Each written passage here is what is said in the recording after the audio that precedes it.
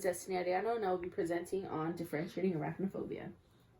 The article I'll be referencing throughout the PowerPoint is Event-Related Brain Potentials of Spider-Phobics to Distort Irrelevant, Generally Discussed, and Fear-Inducing Pictures by Anne Sheenley, Axel Schaefer, and Ewald Naumann.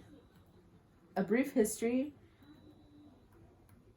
on this topic is that there are a lot of previous research on phobias ranging from someone's childhood to their adulthood, how they can be determined, how they can be influenced, and how they can be formed. So John B. Watson's Little Albert experiment is an example of an unethical experiment on an 11-month-old baby where it was believed fears can be conditioned into someone, such as a baby with a fear of rats with loud noises. So what they did was that they would, whenever the baby would play with the rats, every time the rats were around him, they would play loud noises, and the baby associated the loud noises with the rats, which then became fear of rats. Here's the examples of them.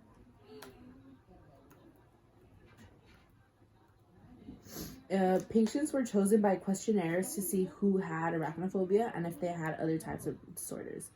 By doing these tests, they are trying to distinguish the different types of the women's fear and disgust of spiders. The hypothesis is overall disgust and fear of reactivity of spider phobics by additionally exposing them to disorder, irrelevant disgust, and fear of pictures. And in this chart, it shows the characteristics of spider and is representing what is one of the aspects of a spider that causes fear, and most people said that it was the amount of legs spiders have.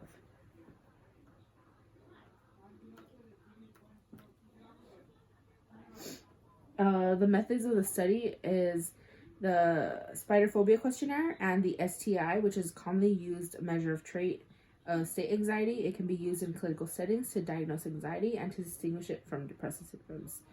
The Beck Depression Inventory was also used, and the questionnaire for assessment of disgust sensitivity, QADS, which described 37 situations that have to be judged on a 5-point scale.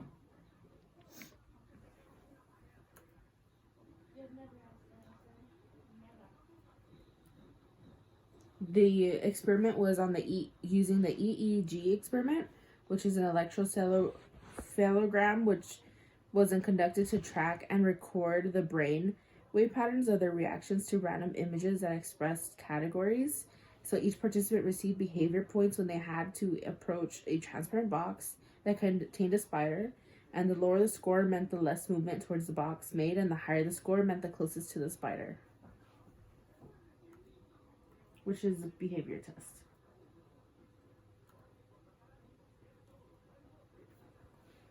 Overall, in the experiment, they found that both groups differed in their effective ratings, where those who actually had the fear were not able to approach the spider box, and those who didn't have the fear were able to hold the spider.